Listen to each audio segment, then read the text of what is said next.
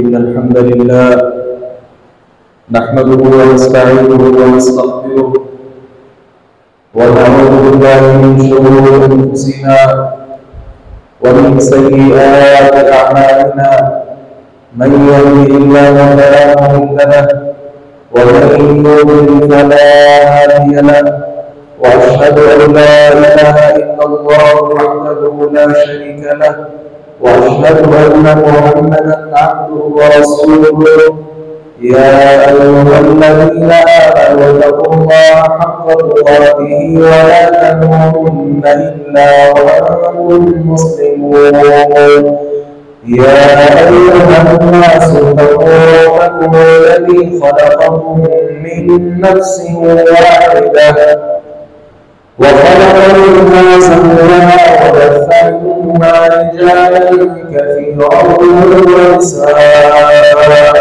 واتقوا الله الذي تساءلون به والأرحام إن الله كان عليكم رقيبا يا أيها الذين آمنوا اتقوا الله وقولوا قولا سديدا يصلح لكم أعمالكم ويغفر لكم ذنوبكم ومن يطع الله ورسوله فقد فاز فوزا عظيما أما بعد فإن أصدق الحديث كتاب الله وأحسن الهدي هدي محمد صلى الله عليه وسلم وشر الأمور محدثاتها وكل محدثة بدعة وكل بدعة ضلالة وكل ضلالة في النار أعوذ بالله من الشيطان الرجيم بسم الله الرحمن الرحيم يا أيها الذين آمنوا قوا أنفسكم وأهليكم نارا وقودها الناس والحجارة عليها ملائكة غلاظ شداد لا يعصون الله ما أمرهم ويفعلون ما يؤمرون. لا يلزم احترام مولانا زدة من سفير بزرگ مؤسسات سامعات माओ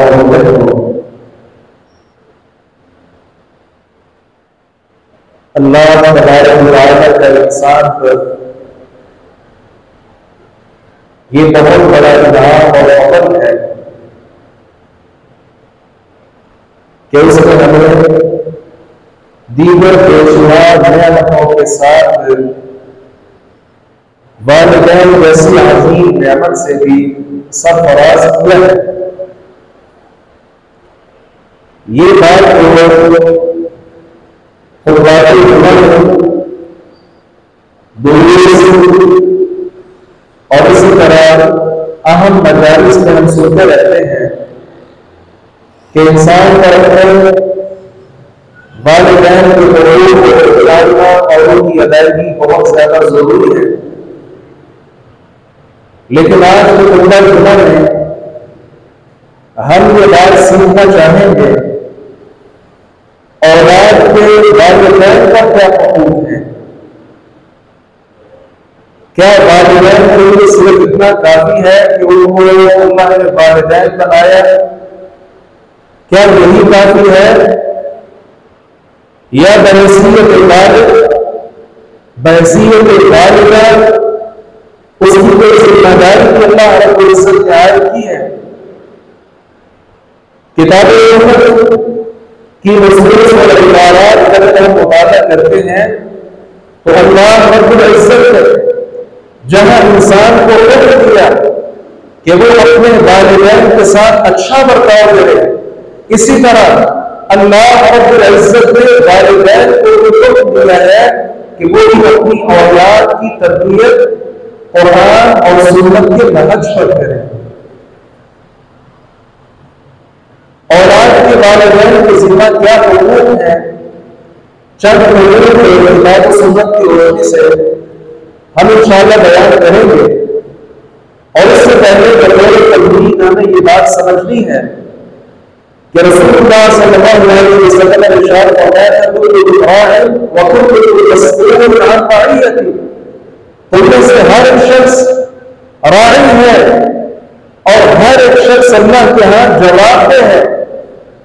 इंसान के मुताल्लिक अल्लाह ने ये बात पैगंबर अलैहिस्सलातु वस्सलाम के जरिए हमें बताई कि घर का जो सरबराह है, वालिद है, घर के मुआमलात के बारे में, औलाद के बारे में, बीवी बच्चों के बारे में और इस पूरे घराने और माशरे के बारे में अल्लाह रब्बुल इज्जत उस इंसान से कल क़यामत के दिन सवाल करेगा। और यही वो बात है अभी जो आयत करीमा मैंने तिलावत की, या अय्युहल्लज़ीना आमनू, ऐ अहले ईमान, कुल अनफुसकुम, अपने आप को बचाओ, व अहलीकुम, और अपने घर वालों को बचाओ, किससे? नारन, आग से। कैसी आग?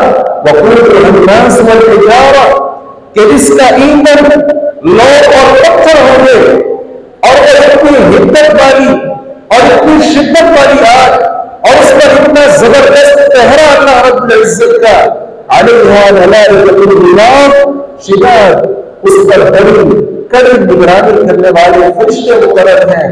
ला यासूनुल्लाह मा अमरहुम, अल्लाह उनको जो भी हुक्म दे वो इसकी खिलाफ वर्जी नहीं करते। वयफ़अलूना मा युअमरून, वही काम करते हैं जो अल्लाह रब्बुल इज्जत की तरफ से उन्हें हुक्म दिया जाता है। मलाइका का हुक्म है कि वो जहन्नमी लोगों को जहन्नम में दाखिल करें और उनको वहां से निकलने न दे, बल्कि वहां जहन्नम के अंदर उनको बड़ी मजबूती के साथ बांध दिया जाता है। याद रखिए, इतना खौफनाक मंजर बयान करके अल्लाह रब्बुल इज्जत ने फरमाया कि उस दर्दनाक आदाब से खुद भी बच जाओ और अपने घर वालों को भी बचा लो। हम खुद को बचना चाहते हैं, आग से बचना चाहते हैं, लेकिन अपनी औलाद की हमें फिक्र नहीं है। और बिलखुसूस मौजूदा माशरे में एक वालिद समझता है कि शायद मैंने थोड़े से पैसे अपनी औलाद को दे दिए, वो जिंदगी बसर करते जाए, पढ़ते जाए, कारोबार करते जाए, और मुझे इनसे क्या चाहिए। नहीं अजीज भाई, अल्लाह ने आपको वालिद बनाया है, और ये वालिद का मकान आपको अपना मकान समझना चाहिए। आपकी बहुत ज्यादा जिम्मेदारी है। जब तक ये औलाद अपने कदमों पर खड़ी नहीं हो जाती, तब तक इसकी सारी जिम्मेदारी अल्लाह रब्बुल इज्जत ने आपके कंधों पर डाली। आगे बढ़िए। सबसे पहला हक वालिदैन पर औलाद का जो हाथ देना है वो ये है कि अपनी औलाद को जीने का हक दीजिए। क्या मतलब इस बात का? अपनी औलाद को जीने का हक दीजिए। हाँ, इस्लाम से कबल अपनी बच्चियों को लोग जिंदा दरगोर कर देते थे। वही कल क़यामत के दिन उस जिंदा कब्र की हुई बच्ची से अल्लाह रब्बुल इज्जत सवाल करेगा, किस गुनाह की पैदाश में तुम्हें दफन कर दिया गया। शायद हम ये समझते हैं कि ये इस्लाम से पहले ही बच्चियों को जिंदा दरगोर किया जाता था।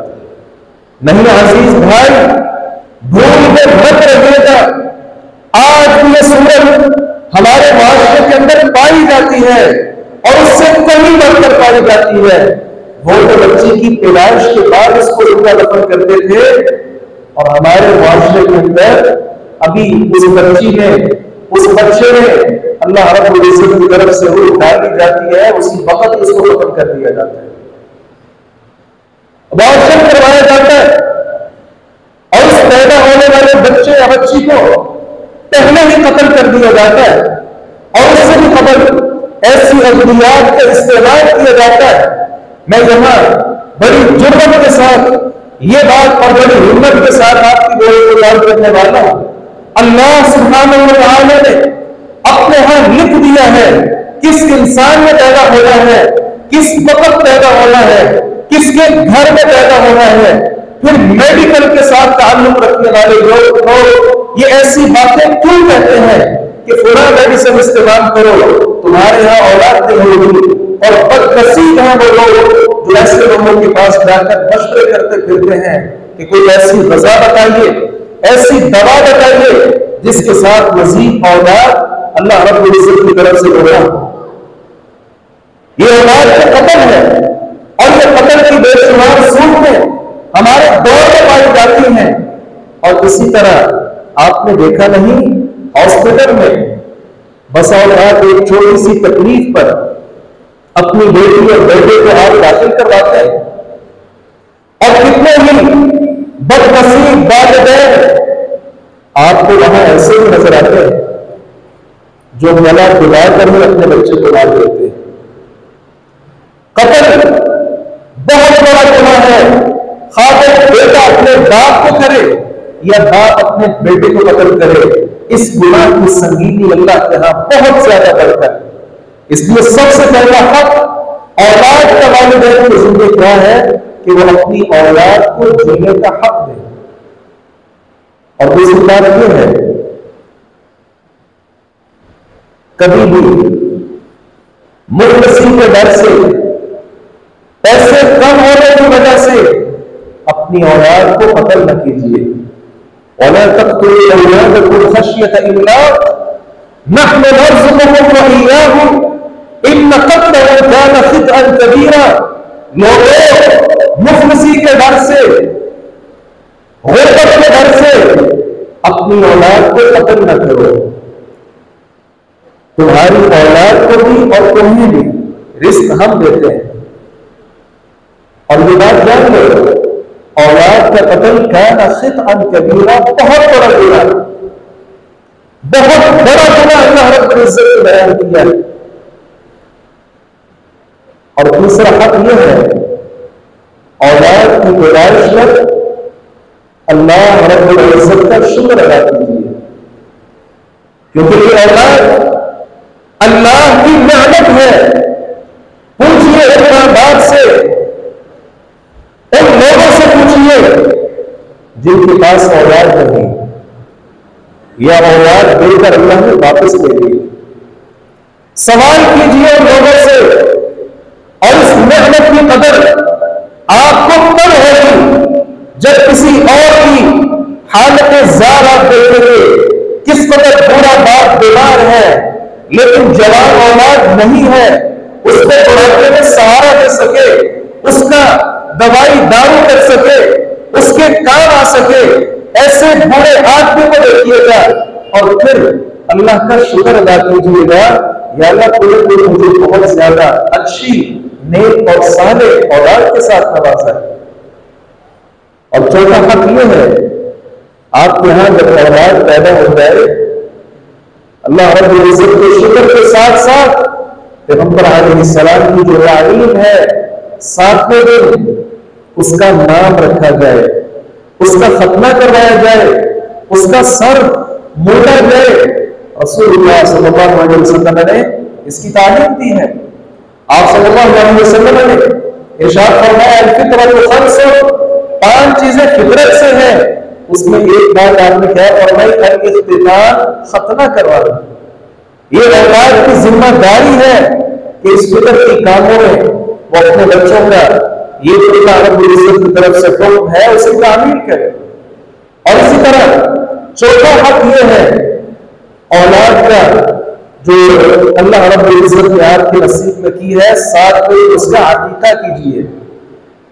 और ही हर बच्चा, हर बच्ची अपने अकीके के अवज़ अल्लाह रब्बुल इज्जत के हाथ गिरवी रखा हुआ है। तो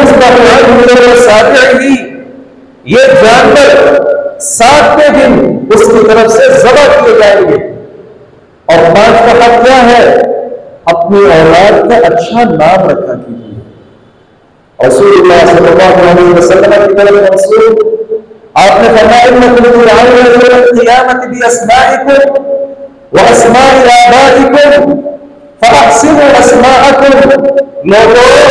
कल क़यामत के दिन तुम्हें तुम्हारे नामों के साथ और तुम्हारे बापों के नामों के साथ तुम्हें पुकारा जाएगा, लिहाजा अच्छे अच्छे नाम रखा करो।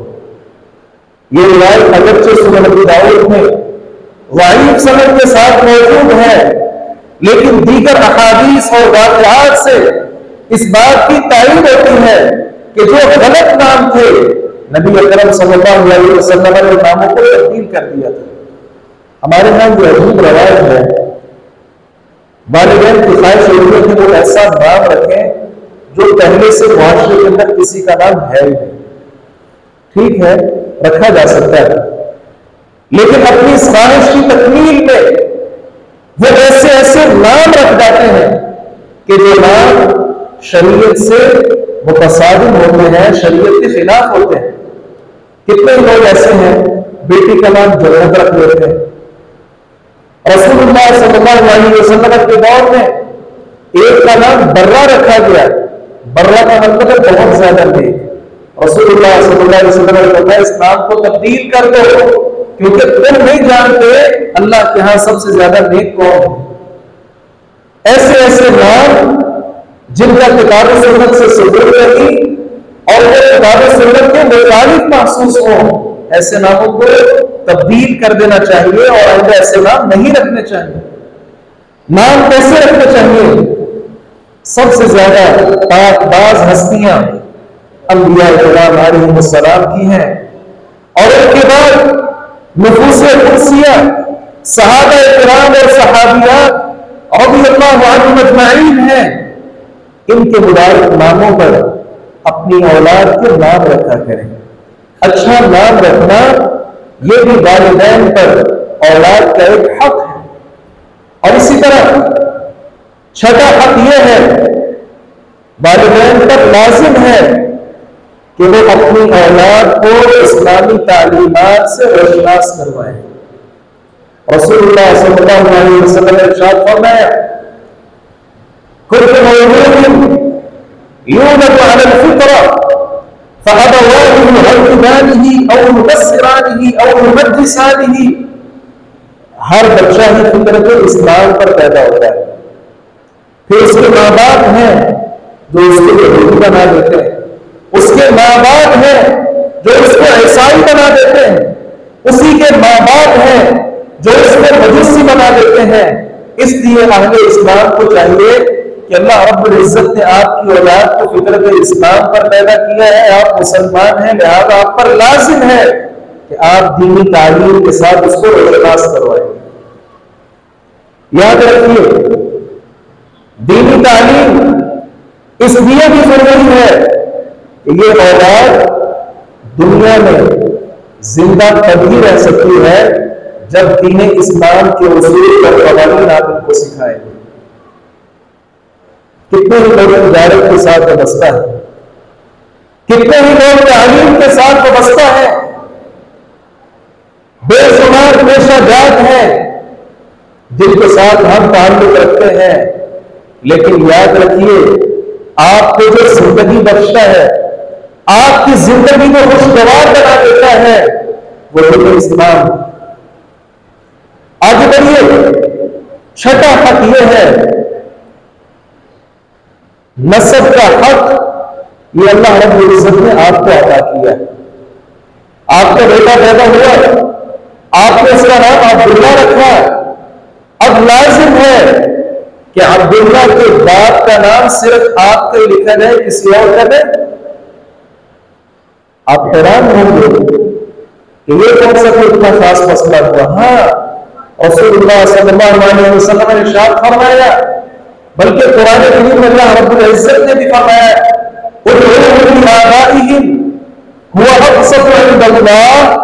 लोगों को उनके बापों के नाम से याद किया करो, ये अल्लाह के यहां सबसे ज्यादा इंसाफ है।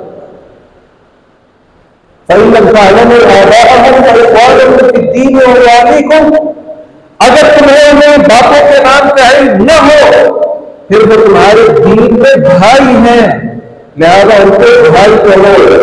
अपना बेटा मत बनाओ।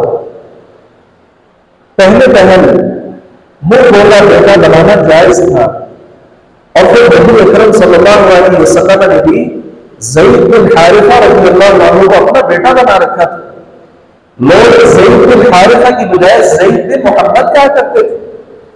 अल्लाह रब्बुल इज्जत ने जहलियत की इस रस्म बद का खात्मा कर दिया, और क्या हुआ, नबी अलैहिस्सलाम ने अपनी फुफीज़ाद ज़ैनब रज़ियल्लाहु अन्हा का निकाह ज़ैद रज़ियल्लाहु अन्हु के साथ किया, लेकिन आपस में न बन पाई, बिन आखिर तलाक हो गई। इद्दत गुजरने के बाद अल्लाह रब्बुल इज्जत ने ज़ैनब रज़ियल्लाहु अन्हा का निकाह नबी अकरम सल्लल्लाहु अलैहि वसल्लम के साथ कर दिया, और इसका तज़किरा कुरान में है। फलम्मा क़ज़ा ज़ैद मिन्हा वतरन, ज़ैद ने कहा ज़ैद के बाद हमने उसका निकाह आपके साथ कर दिया। ज़ैनब रज़ियल्लाहु अन्हा हमारी अम्मी जान इस बात पर खुश हुआ करती थी, दीगर अपनी बहनों सोदरों से कहा करती थी तुम्हारा निकाह पता नहीं किसने किया, मेरा कमाल देखो और शान देखो, अल्लाह रब्बुल इज्जत ने मेरा निकाह खुद अपने नबी के साथ किया। ज़ैनब रज़ियल्लाहु अन्हा मोमिनों की मां है, और पैगंबर अलैहिस्सलाम के साथ इनका जो निकाह किया गया उसका एक बहुत बड़ा बुनियादी सबब यह था, लोग ये बात जान ले, जो हकीकी बेटा होता है वो अगर अपनी बीवी को तलाक दे दे, ससुर के लिए वो बेटी ही रहती है, वो उसके साथ निकाह नहीं कर सकता। लेकिन मुंह बोला बेटा अगर अपनी बीवी को तलाक दे दे, या वो फौत हो जाए, या खातून खुदा ले ले, उसका जो तलाक की ससुर है वो चूंकि हकीकी उसका ससुर नहीं है, लिहाजा वो उसके साथ निकाह कर सकता है। ये निकाह करवा के अल्लाह रब्बुल इज्जत इस रस्म बद का खात्मा कर दिया। हमारे यहां भी कुछ जोड़े ऐसे हैं जिनके यहां औलाद नहीं है, वो किसी का बच्चा गोद ले लेते हैं। बच्चा गोद लेना कोई बुरी बात नहीं है, असल मसला यह है दीन की तालीमात से हम बरगश्ता ना हो। अगर आपने एक बेटा लिया, पहले दिन से उसकी परवरिश की, आपका रिश्ता उसके साथ नहीं है, आप उसके हकीकी बाप नहीं है, आपकी बीवी उसकी हकीकी वालिदा नहीं है, अगर वो बड़ा हो जाता है आपकी बीवी को उससे पर्दा करना पड़ेगा। और इसी तरह अगर बच्ची लेकर आए हैं, बड़ी हो जाए, आप उसके हकीकी बाप नहीं है, आप पर लाजिम है कि आप उससे अलग रहें, और उस पर लाजिम है कि वह आपसे पर्दा करे। हाँ, बसा औकात इंसान अपने रिश्तेदार बेटी या बेटा ले आता है जिससे उसका पर्दा नहीं बनता। मिसाल के तौर पर अपने भाई की बेटी ले आना, अब जाहिर है इसका चचा है, चचा से पर्दा नहीं है, लेकिन इस सूरत में हमारे माशरे के अंदर गलती यह है, उसके हकीकी बाप का नाम अबू बकर है, चचा जिसने गोद लिया उसका नाम उमर है, वो बच्ची का नाम फातिमा है, फातिमा बिनते उमर लिखा जा रहा है, ये बहुत बड़ी गलती है, वो फातिमा बिनते अबी बकर ही लिखा जाएगा। गोद सारी परवरिश उमर के घर में हो, उसका निकाह भी वो करे, लेकिन हकीकी बाप वो है, उसी की तरफ उसकी निस्बत होगी। नबी अलैहिस्सलाम ने वाज़ेह फरमाया जिस इंसान की निस्बत उसके गैर बाप की तरफ हो और वो इस बात को जानता भी हो, ऐसा इंसान दायरा इस्लाम से खारिज हो जाता है। फहुवा कुफ्र का लफ्ज़ बोला नबी अलैहिस्सलाम ने फरमाया ये कुफ्र का इर्तिकाब, इतना बड़ा गुनाह, लेकिन हमारे माशरे के अंदर इस गुनाह को बड़ा गुनाह तसव्वुर करने की बजाय गुनाह समझा ही नहीं जाता। और इस पर मजीद सितम यह है, विरासत के मामलात सारे उलझा कर रखती है। वही मैं मिसाल में जो दे रहा था, अगर उसका हकीकी बाप अबू बकर फौत हो जाए, उसकी विरासत उसकी बेटी इस फातिमा को मिलनी है, लेकिन हमारे माशरे के अंदर नहीं दी जाती। इसी तरह अगर उमर जो इस बच्ची का चचा लगता है, इसकी दीगर औलाद भी है, इसकी वफात के बाद फातिमा को 1 रुपया भी नहीं मिलेगा, जबकि हमारे यहां दिया जाता है। वह विरासत के जो उसूल और कवानीन है वो भी इसके साथ सारे क्या हो जाते हैं, मिलियामेट हो जाते हैं। साथ का हक यह है, अल्लाह रब्बुल इज्जत आपको औलाद देता है, आपको चाहिए पहले दिन से ही उसकी ग़ज़ा का बंदोबस्त करें। वल्वालिदातु युरदिअना औलादहुन्ना हौलैनि कामिलैन लिमन अरादा अन युतिम्मा अर्रज़ाअ। वालिदाओं को चाहिए वो अपनी औलाद को दूध पिलाएं और ज्यादा से ज्यादा इसकी मुद्दत अल्लाह ने कुरान पाक में बयान फरमाई और कहा ज्यादा से ज्यादा 2 साल इसकी मुद्दत। हमारे यहां जो 2.5 साल वाली बात निकल पड़ी है, नहीं मालूम ये कहां से आई। किताबुल्लाह में ये बात नहीं है, सुन्नत रसूल में नहीं है, किसी सहाबी रसूल का फतवा इस पर नहीं है। लिहाजा ये माशरे में जो 2.5 साल वाली बात नहीं, बिल्कुल गलत। और यहां जुज़वी सा एक और मसला भी समझिए, ये 2 साल इस्लामी महीने वाले हैं, क्योंकि अंग्रेजी महीने 360 दिन का 1 साल बनता है, जबकि इस्लामी साल 360 से कम दिन का बनता है। अगर आप हिसाब करें अंग्रेजी महीने का, 2 साल से ज्यादा आप अपने बच्चे को दूध पिला देंगे और वे ज्यादती करेंगे अल्लाह रब्बुल इज्जत के फरमान और उसके बनाए हुए तयशुदा कानून की खिलाफ वर्जी करें। आगे बढ़िए, 8वां हक यह है, अपनी इस औलाद की अच्छी परवरिश कीजिए। वालिद पर लाजिम है कि वो अपनी औलाद पर अपनी इस्तिताअत के मुताबिक खर्च करे। कितने ही वालिद ऐसे हैं, बदनसीबी की बात यह है, माली सारे मामलात अपने पास रखते हैं और घर में एक पैसा भी नहीं देते। और खवातीन पर यह जिम्मेदारी आयद कर दी जाती है, जबकि शरई तौर पर खातून पर लाजिम नहीं है कि वो उड़ाकर बच्चों को लाकर खिलाए। यह जिम्मेदारी अल्लाह रब्बुल इज्जत ने मर्द पर आयद की।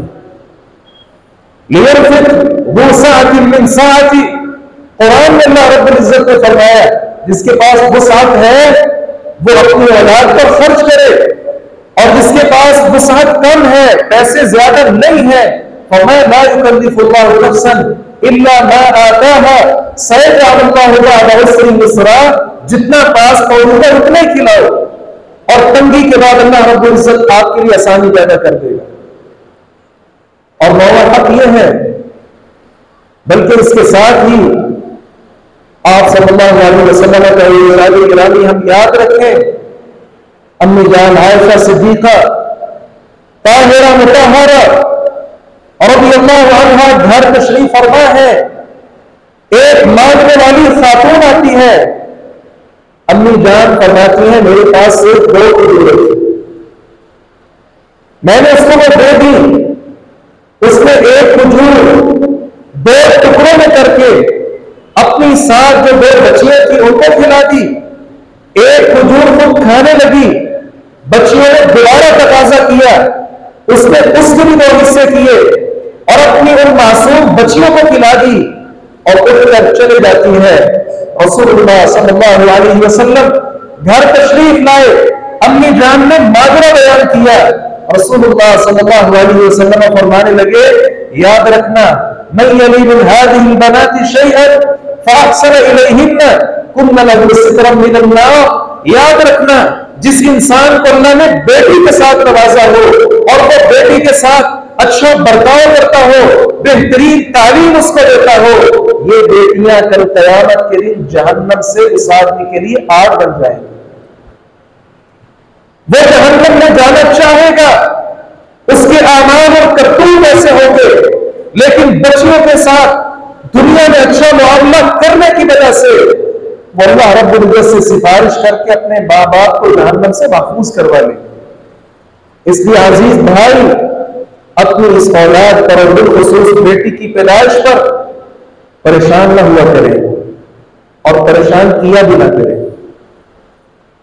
वइज़ा बुश्शिरा अहदुहुम बिल-उन्सा ज़न्न वजहुहु मुस्वद्दन व हुवा कज़ीम यतवारा मिनल क़ौमि मिन सूइ मा बुश्शिरा बिही अयुमसिकुहु अला हूनिन अम यदुस्सुहु फित-तुराब अना साअमा यहकुमून। जब इन बदनसीबों को बेटी की पैदाइश की खुशखबरी दी जाती है, अल्लाह रब्बुल इज्जत ने कुरान में बयान फरमाया, कहा इन जालिमों के चेहरे ही स्याह हो जाते हैं और साथ ही सोचना शुरू कर देते हैं अब इसको अपने घर में रखें या फिर इसको जमीन के अंदर दंसा दो। अना साअमा यहकुमून। लोगों याद रखो, बहुत बुरे तुम फैसले करते हो। इसलिए अजीजान मन, अपनी औलाद की पैदाइश, वो बेटी हो बेटा हो, अल्लाह रब्बुल इज्जत की तरफ से ये आपके हक में है, इसलिए आप पर लाजिम है अब इसकी अच्छी तालीम और अच्छी तरबियत का इंतजाम कीजिए। और नौवीं बात यह है, नौवां हक यह है, इंसान पर लाजिम है कि वो दीन के अहकामात अपनी औलाद को सिखाए और बचपन से सिखाना शुरू करे। आपने फरमाया मुरी औलादकुम बिस्सलाह, अपनी औलाद को नमाज का हुक्म दो। वहम अबनाउ सबअ सिनीन, जब इन बच्चों की उम्र 7 बरस हो। वज़रिबूहुम अलैहा, और ये नमाज न पढ़ने पर इनको मारो। हाँ, वहम अबनाउ 10 सिनीन, जब वो 10 बरस के हो जाए। और याद रखिए वफ़र्रिक़ू बैनहुम फिल मज़ाजिअ, और जब ये 10 बरस के हो जाए फिर इनके बिस्तर अलग कर दिया करें। ये नबी तालीम है। मुझे बताइए कौन से खुशनसीब ऐसे वालिदैन हैं जो आज भी अपनी औलाद को नमाज का हुक्म देते हैं। और याद रखिए हमने अपने असातिज़ा को और बतौर खास मैंने अपने वालिद गिरामी को देखा है, कभी अपनी औलाद को नहीं मारते, लेकिन नमाज में सुस्ती की वजह से न सिर्फ वे कि बच्चों की पिटाई करते हैं, बल्कि ये साथ फरमाते हैं कि बेटा याद रखो, ये मैं जो आपको मारता हूं ये नबी अकरम सल्लल्लाहु अलैहि वसल्लम के हुक्म पर अमल करता हूं, और तुम अगर सुस्ती बरतोगे मैं मारता रहूंगा और अल्लाह रब्बुल इज्जत की तरफ से मुझे अजर मिलता रहेगा। मैंने एक बार कुछ सवाल कर लिया, किस उम्र तक आप बाज पुरस करते रहेंगे, डांटते और मारते रहेंगे? कहा अल्लाह रब्बुल इज्जत ने उम्र का बयान ही नहीं किया। आप 100 साल के भी हो गए और फिर भी नमाज में सुस्ती करें, मैं उस वक्त मौजूद हूं, फिर भी अल्लाह के रसूल सल्लल्लाहु अलैहि वसल्लम के हुक्म की तामील में मैं आपकी फैंटी लगाऊंगा और अल्लाह रब्बुल इज्जत की तरफ से अजर हासिल करूंगा। कौन है ऐसे वालिदैन जो अपनी औलाद की तरबियत में इस कदर हसास हो? और यह पैगंबर अलैहिस्सलाम का हुक्म है, बच्चा ट्यूशन नहीं जाता, स्कूल नहीं जाता, मार मार कर उसको बंदर बना दिया जाता है, लेकिन मस्जिद ना जाए, बालिग को इस चीज की परवाह ही नहीं। और थोड़ी सी आंखें खोल ले बच्चे, फिर शिकवा, क्या करें, कहते भी हैं फिर भी मस्जिद में नहीं जाते। नबी तालीम को हमने अगर मद्दे नजर रखा होगा, 7 साल के बच्चे को नमाज का हुक्म दिया होगा, 10 साल का बच्चा जब हो जाए उसको मारा जाता, उसको पीटा जाता, अच्छे और सुलझे हुए अंदाज से उसकी तरबियत का ख्याल किया जाता। मैं नहीं मानता कि वो आदमी 20 साल का हो जाए नमाज के अंदर सुस्ती करे। ये सुस्ती असल में वालिदैन की तरफ से। आगे बढ़िए, इंसान पर शफकत और रहमत ये वालिदैन पर औलाद का 10वां हक है। जहां दीनी तालीम और तरबियत में अपनी औलाद के साथ थोड़ा सा सख्ती वाला मामला रखना है, यहां घरेलू मामलात में बालिग को चाहिए और बल्कि ये उस पर लाजिम है कि वो अपनी औलाद के साथ पिदरी शफकत, मोहब्बत और रहमत पर सलूक करे। याद रखिए रसूलुल्लाह सल्लल्लाहु अलैहि वसल्लम की तालीमात, क़ब्बल रसूलुल्लाह सल्लल्लाहु अलैहि वसल्लम हसन इब्न अली, रसूलुल्लाह सल्लल्लाहु अलैहि वसल्लम ने अपने बेटे हसन बिन अली रज़ियल्लाहु अन्हुमा को बेचा दिया। वल अक़रा बिन हाबिस तमीमी जालिसुन इंदहु, अक़रा बिन हाबिस तमीमी आपके पास बैठे हुए थे, देखने लगे और कहने लगे या रसूल अल्लाह, इन्ना ली अशरतन मिनल अब्ना, इन्ना ली अशरतन मिनल वलद मा क़ब्बलतु मिनहुम अहदन। ए अल्लाह के रसूल, अल्लाह ने मुझे 10 बेटों के साथ नवाजा है, मैंने आज तक किसी एक बेटे को भी बोसा नहीं दिया।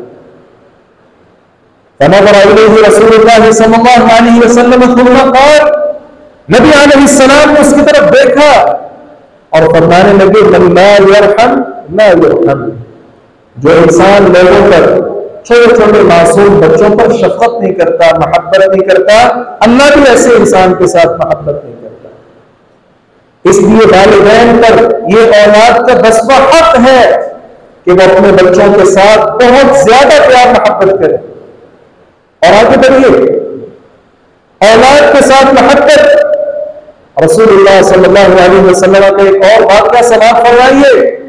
अनस इब्न मालिक बयान फरमाते हैं, मारिया तिया रज़ियल्लाहु अन्हा के वक्त से पैगंबर अलैहिस्सलाम को अल्लाह रब्बुल इज्जत ने इब्राहिम बेटा अता किया था। 18 माह का ये बेटा हो चुका है। रसूलुल्लाह सल्लल्लाहु अलैहि वसल्लम को बुलाया गया, आप तेजी के साथ उसके पास गए, क्या देखा? मौत और हयात की कशमकश में है और उसकी सांस उखड़ रही है। रसूलुल्लाह सल्लल्लाहु अलैहि वसल्लम ने उसको जल्दी से अपने सीने के साथ लगाया, इतने में उसकी सांस, उसकी रूह परवाज कर जाती है। रसूलुल्लाह सल्लल्लाहु अलैहि वसल्लम की आंखें अश्कबार हो गई। अब्दुर्रहमान इब्न औफ पास खड़े हैं, कहने लगे वो अंत या रसूल अल्लाह, ए अल्लाह के रसूल आप भी रोते हैं। नबी अलैहिस्सलाम ने क्या फरमाया था? अपना औफ के बेटे, इन्नहा रहमतुन, ये रहमत, इस बच्चे की मोहब्बत अल्लाह ने मेरे दिल में रखी है, मैं इस पर शफकत करता हूं और कितनी मोहब्बत है इसके साथ, ये मोहब्बत है, ये शफकत है, ये अपनी औलाद पर तरस है, इसलिए ये आंसू आप देख रहे हैं। और फिर नबी अलैहिस्सलाम ने फरमाया इन्नल ऐन तदमा वल क़ल्ब यहज़ुन व ला नक़ूलु इल्ला मा यरज़ा रब्बुना व इन्ना बिफ़िराक़िका या इब्राहीम लमहज़ूनून। आंखें बह रही हैं, दिल गमज़दा है, अल्लाह की रज़ा पर हम राजी हैं और बेटा इब्राहीम आपकी जुदाई पर हम बहुत ही ज्यादा गमगीन हैं। ये आप सल्लल्लाहु अलैहि वसल्लम का दिल अपनी औलाद के लिए बहुत ज्यादा शफ़क़त और मोहब्बत के साथ भरा हुआ था। इसलिए ये बात लाजिम है वालिदैन पर कि वो अपनी औलाद के साथ ऐसे हर वक्त गुस्से में रहना और इस तरह का बर्ताव करना कि जब घर में दाखिल हो, नन्हे नन्हे बच्चे खेलने वाले, खेल कूद में मगन, लेकिन जैसे आपकी आमद की तलाश होने और फौरी तौर पर को सहम जाए, इसको कौन बात कहता है? इसके अंदर तो जुल्म का वादा, शफ़क़त और मोहब्बत का वादा नहीं है जिसकी प्यारे पैगंबर सल्लल्लाहु अलैहि वसल्लम ने तालीम दी थी। और ज्ञान का हक यह है, अपनी औलाद के साथ शफ़क़त और मोहब्बत कीजिए, बजा है, लेकिन जहां कोई गलती हो सरजनश कीजिए और इस्लाह कीजिए। बात शफ़क़त और मोहब्बत में इस कदर आगे बढ़ जाते हैं, लाड प्यार इस कदर ज्यादा हो जाता है कि वो जरूरत से भी आगे निकल जाते हैं। नहीं, पैगंबर अलैहिस्सलाम की मोहब्बतें सारी अपनी जगह पर, आपकी नख्ते जिगर फातिमा ज़हरा रज़ियल्लाहु अन्हा के बारे में आप जानते नहीं है। जब वो नबी अलैहिस्सलाम के घर आती, आप सल्लल्लाहु अलैहि वसल्लम अपनी मुबारक मसनद से उठ जाते, खड़े हो जाते और अपनी प्यारी बेटी का इस्तकबाल करते और उसके साथ मुसाफा करते, उसे बोसा देते और अपनी जगह पर उसको बिठाते थे। किस कदर मोहब्बत और प्यार है। लेकिन एक बार फातिमा रज़ियल्लाहु अन्हा से ऐसे अल्फाज निकले जो प्यारे पैगंबर सल्लल्लाहु अलैहि वसल्लम को पसंद न आए, फौरी तौर पर आपने सरजनश की और आइंदा फातिमा रज़ियल्लाहु अन्हा से वैसे अल्फाज दोहराने पर आपने अहद दिया कि आइंदा से बेटा तुम ये कलिमात नहीं कहोगे। और फातिमा रज़ियल्लाहु अन्हा कहती हैं उस वक्त से लेकर आज तक मैंने कभी भी वो कलिमात अपनी जुबान से अदा नहीं किए। बेटियों के साथ, बेटों के साथ बालिग़ाना मोहब्बत हो, उनकी खताओं पर जब आप उन्हें टोकेंगे वो आपको अपना खैर खा तसव्वुर करें। आगे बढ़िए।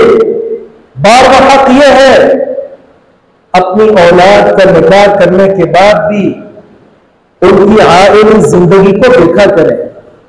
कितने ही वालिदैन ऐसे हैं जो समझते हैं मैंने अपनी बेटी की शादी कर ली, अब मैं आजाद हूं, फरीजा अदा कर दिया मैंने।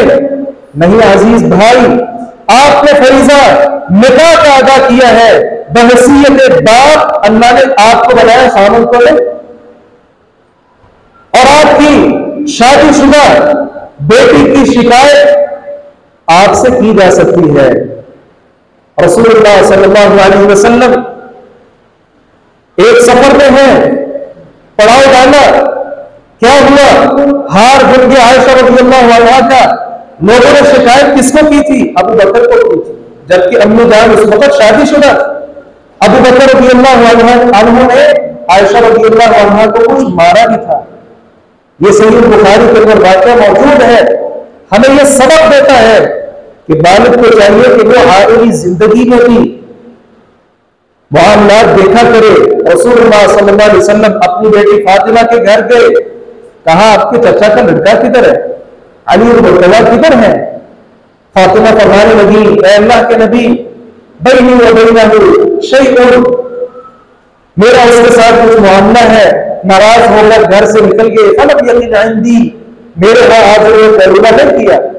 रसूलुल्लाह सल्लल्लाहु अलैहि वसल्लम ने क्या कहा, मेरी बेटी का खामद होकर इस तरह की बात करने वाला नहीं। आपने यह भी नहीं कहा बुलाओ उसको, होगा कौन वो नहीं। नबी अलैहिस्सलाम ने सहाबी रसूल को भेजा, कहा देखो अली किधर है? कहा मस्जिद में बैठे हुए। नबी अलैहिस्सलाम ने फिर भी नहीं कहा कि उसको बुला कर लाओ, खुद अपने मुबारक कदमों के साथ चलकर तशरीफ लाए और देखा अली मुर्तजा लेटे हैं और जिस्म से कुछ कपड़ा हटा हुआ है, मट्टी साथ जिस्म के लगी है। मुबारक हाथों के साथ उस मट्टी को नबी अलैहिस्सलाम झाड़ने लगे और कहने लगे, कुल अबा तुराब, कुल अबा तुराब, मट्टी वाले उड़ जाओ, मट्टी वाले उड़ जाओ। अली मुर्तजा रज़ियल्लाहु अन्हु को ये लफ्ज इतना अच्छा लगा, उनको कोई अली कहता था अच्छा नहीं लगता था, जब उन्हें कोई अबू तुराब कहता खुशी के साथ फूल जाते कि ये वो नाम है जो प्यारे पैगंबर सल्लल्लाहु अलैहि वसल्लम ने मुझे दिया। इसलिए अजीज भाइयों, ये औलाद अल्लाह की अमानत है हमारे पास, हमारे ऊपर लाजिम है हम इनके हुकूक की अदायगी करें। और आखिरी हक ये है इस औलाद के लिए अल्लाह रब्बुल इज्जत से दुआएं किया करें, क्योंकि रसूलुल्लाह सल्लल्लाहु अलैहि वसल्लम ने फरमाया वालिदैन की दुआ औलाद के हक में अल्लाह रब्बुल इज्जत रद्द नहीं करता। इसलिए अपनी इस औलाद को दुआओं में भी याद रखा करें। ये भी औलाद का आपके ऊपर एक हक है। अल्लाह ताला से दुआ है बारी ताला हक बात को समझने और उस पर अमल पैरा होने की तौफीक अता फरमाए। व आखिर दावाना अल्हम्दुलिल्लाहि रब्बिल आलमीन। इन्नल हम्दुलिल्लाह नहमदुहु व नस्तईनुहु व नस्तगफिरुहु व नऊज़ु बिल्लाहि मिन शुरूरि अनफुसिना व मिन सय्यिआति अमालिना मन यहदिहिल्लाहु फला मुदिल्ल लहु व मन युद्लिल फला हादिय लहु व अशहदु अन ला इलाहा इल्लल्लाहु वहदहु ला शरीका लहु व अशहदु अन्न मुहम्मदन अब्दुहु व रसूलुहु। अम्मा बाद फ़इन्न अस्दक़ल हदीस किताबुल्लाह व अहसनल हदी हदी मुहम्मद सल्लल्लाहु अलैहि वसल्लम व शर्रल उमूरि मुहदसातुहा व कुल्लु मुहदसतिन बिदअह व कुल्लु बिदअतिन ज़लालह व कुल्लु ज़लालतिन फिन्नार। फौज शुदान के लिए दुआ फरमाए। अल्लाह ताला तमाम अहले इस्लाम जो इस दुनिया से रुखसत हो चुके हैं, करवट करवट उनको जन्नतुल फिरदौस में आला वक़ाम अता फरमाए। अभी हाल ही में ये चंद दिन पहले हमारे मुल्क में बहुत बड़े आलिम दीन, मुफस्सिर कुरान, शार हदीस मौलाना हाफिज अब्दुल सलाम बिन मोहम्मद भुटवी रहमहुल्लाह इस दुनिया से रुखसत हो चुके, उनके लिए और दीगर तमाम अहले इस्लाम जो इस दुनिया से रुखसत हो चुके हैं, दुआ फरमाए। अल्लाह रब्बुल इज्जत उनकी सय्यात से दरगुजर फरमाए, उनकी हसनात को कबूल फरमाए और अपने यहाँ जन्नतुल फिरदौस में उन्हें आला से आला मकाम अता फरमाए। बीमारों के लिए दुआ फरमाए, जितने अहले इस्लाम बीमार हैं अल्लाह ताला तमाम बीमारों को सेहत कामिला आजिला नसीब फरमाए। कैद व गम की जो ज़रूरतें बर्दाश्त कर रहे हैं इस वक्त आफिया सिद्दी का उस हवाले से भी कई लोग बैंक चला रहे हैं, ये हमें उसको भी अपने खास दुआओं में याद रखना चाहिए। किस तरह बेगुनाह कितने सालों से वो जेल काट रही है, पाकिस्तान की वो बेटी है, इस्लाम की वो बेटी है, उसके साथ मजीद जितने अहले इस्लाम कैद-ओ-बंद में है अल्लाह ताला तमाम अहले इस्लाम पर अपना खुसूसी फजल फरमाए। अल्लाह ताला जिंदा रखे इस्लाम पर, मौत व शहादत के रब्बना वलना अनफुसना व lam तग़फिर लना व तरहमना लनकुनन्ना मिनल खासिरीन। सुब्हान रब्बिका रब्बिल इज्जति अम्मा यसिफून व सलामुन अलल मुरसलीन वल्हम्दुलिल्लाहि रब्बिल आलमीन।